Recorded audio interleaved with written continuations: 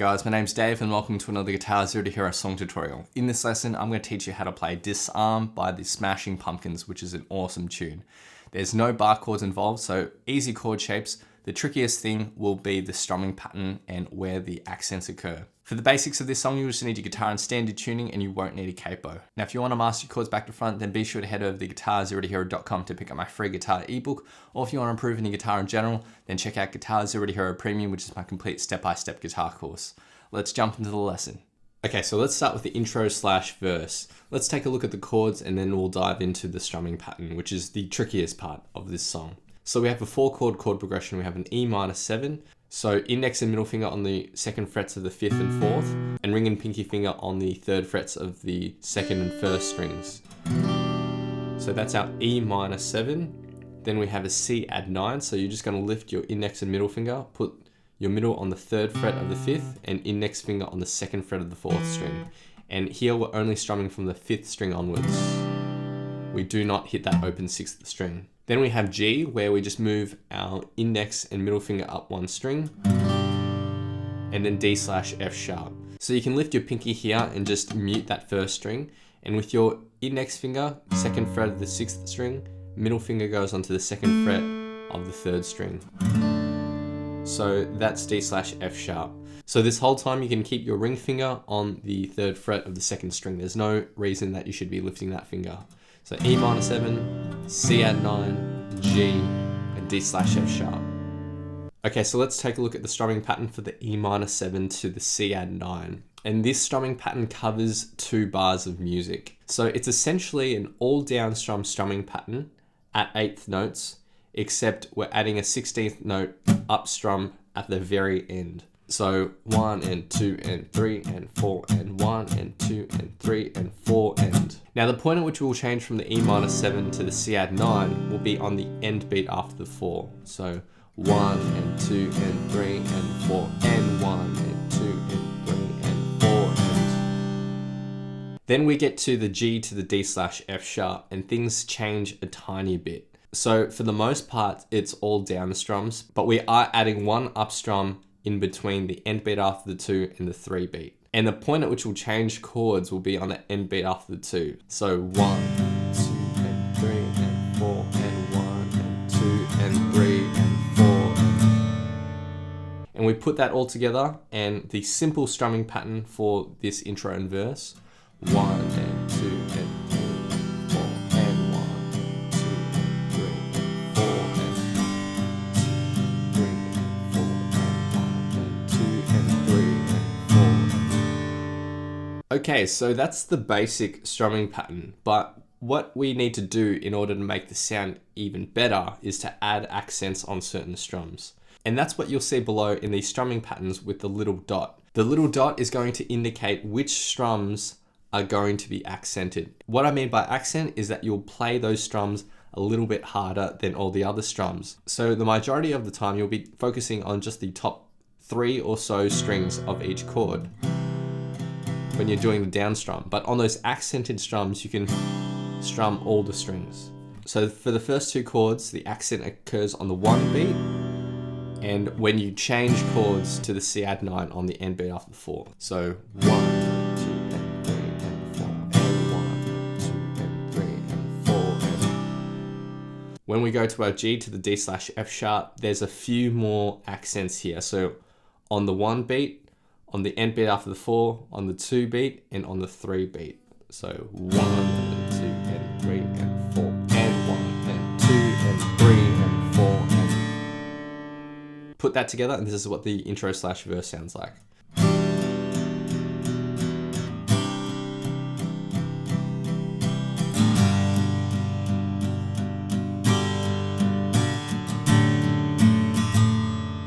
And that's it for the intro and the verse. Now, at the very start of this song, there's actually a lead-in strum, just a quick down-up that will lead us into the E minor, and that's played on the E minor as well. And then we go into the strumming pattern. So I'll play the lead-in strum, and then I'll play the verse chord progression twice, so you can hear how it sounds all in one motion.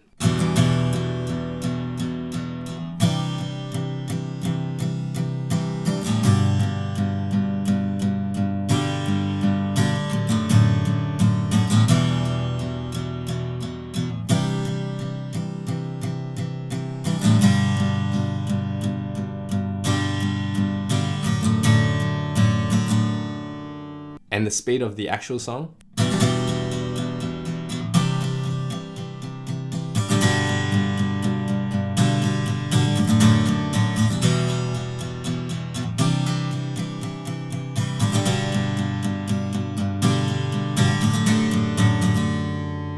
Of course, I'd really recommend that you take this slow. The strumming pattern itself isn't too difficult, but it is fast. So that's why you should take this slowly. So next we get to the pre-chorus. For the first line of chords, it's the same as the intro slash verse.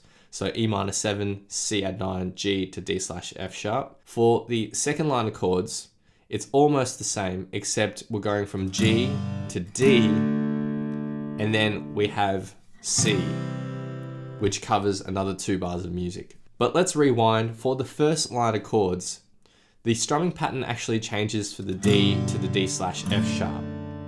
So what's going to happen here is the point at which we'll change the D slash F sharp will move to the end beat after the 3. And the strumming pattern differs a little bit. Refer to what's shown below, but it will sound like this. 1 and 2 and 3 and 4 and 1 and 2 and 3 and 4. Be sure to note where the strums are accented, but of course, if the accents are too difficult for you, then don't focus on those just yet. Just focus on the chord changes and what the strumming pattern actually is. But again, you'll go on that D slash F sharp for the last 2 down strums. So one more time.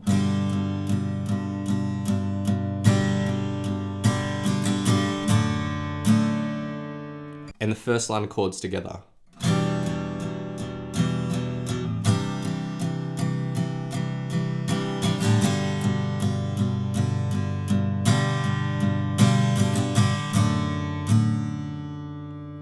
Now for the second line of chords, for our G to our D, it's the same strumming pattern as our E minor 7 to our C add 9. And the point at which we'll change chords is again on that end beat after the 4. When we go to the C, we're just going to play that same strumming pattern, but there are no chord changes. So it spans 2 bars of all 8th note down strums, followed by a quick 16th note up strum. So 1 and 2 and 3 and 4 and 1 and 2 and 3 and 4 and... So that's it for the pre-chorus, which sounds like this.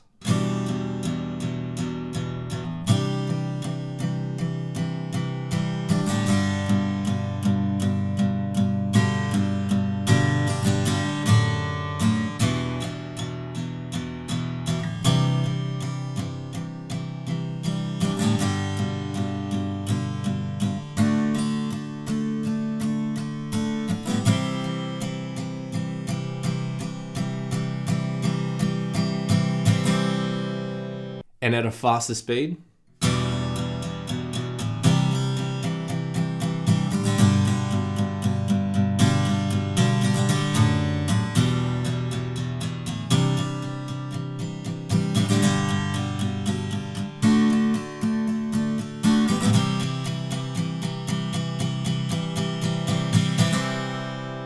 So now we get to chorus number 1, and there's 2 lines of chords here. So we're going to stay on our C chord and play that for another long strumming pattern. So all down strums followed by a quick up strum that spans 2 bars. Then we go to an E minor and a D sus2. It's the same strumming pattern. These 2 chords are contained within that strumming pattern, and the change is on the end beat after the 4.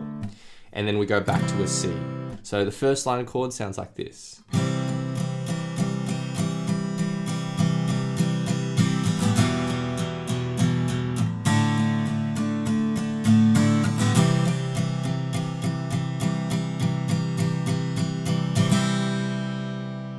That first line of chords is repeated through 3 times. And then for our second line of chords, we have E minor to D sus2. Now the first time we play this E minor to the D sus2, we have a strumming pattern that goes down, down, down, down, down, down, down, up.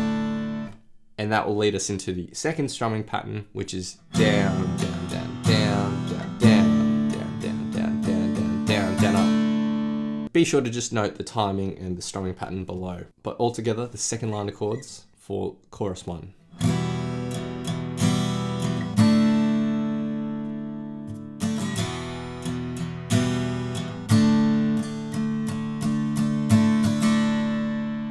So that's it for chorus 1. After chorus 1, there's a break, which is just the C chord played for the basic strumming pattern twice. Then we have a second verse. We've already learnt that. A second pre-chorus. We've already learnt that. And then we get into chorus number 2. So for the first line of chorus number 2, it's almost the same as the first line of chorus number 1, except we cut out the last C. So we have one long strumming pattern of the C, and then the E minor to D sus2, which sounds like this together. 2, 3, 4, and 1, 2, 3, 4. And that's the first line of chords, which is repeated through 3 times. And then for the second line of chords, we have the C chord for one long strumming pattern. Then we get to the outro, which is 3 lines of chords. So we're going to mix things up a little bit now. So for the first strumming pattern, we have D sus2 to E minor. We have that simple strumming pattern, and the point at which we change chords is again on that end beat after 4. So 1 and 2 and 3 and 4 and 1 and 2 and 3 and 4. And then we go to a C chord for that full strumming pattern. So the first line of chords, 1, 2,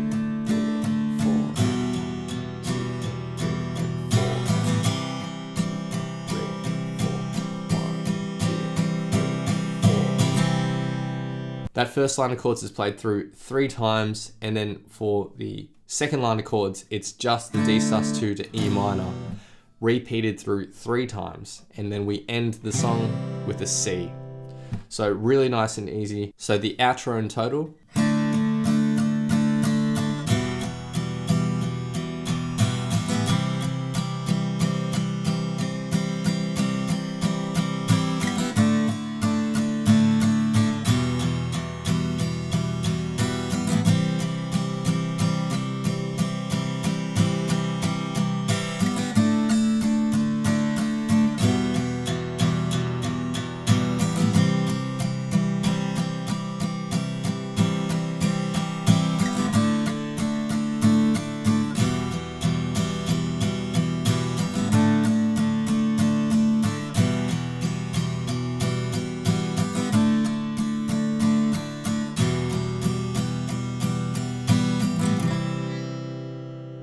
So those are all the parts you're going to need to learn for this song. Now the chord shapes themselves are really, really simple. The trickiest things are going to be remembering the structure of the song, because there are quite a few variations between the different song parts and their chord progressions, but also the strumming pattern and where those accents are going to occur. Be sure to practice the strumming pattern slowly, ensuring that your accents are on the correct beats and the chord changes are on the correct beats as well. That will make a world of difference between having the sound very average and having it sound like the actual song. So now I'll be doing a full playthrough of the song, and I'll have my good friend Eric lending his awesome vocals to this playthrough. Feel free to play this back as many times as you'd like to practice, play along to, and see how you go. And I would really recommend that you start by practicing this song at a slower speed so you can get those accents and chord changes on the correct beats, and then working your way up to full speed.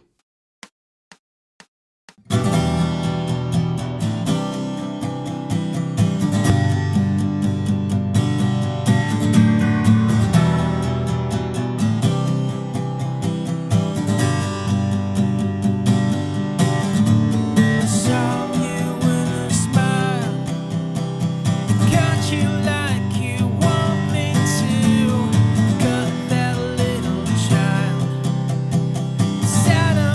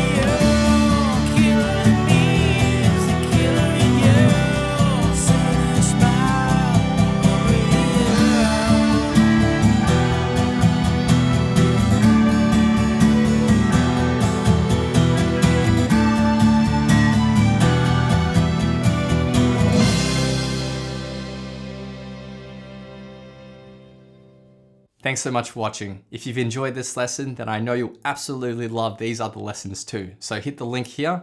Or if you want to grab a copy of my free guitar ebook, then head over to guitarzerotohero.com or click the link here. Thanks so much, and I'll see you guys next time on Guitar Zero to Hero. Cheers.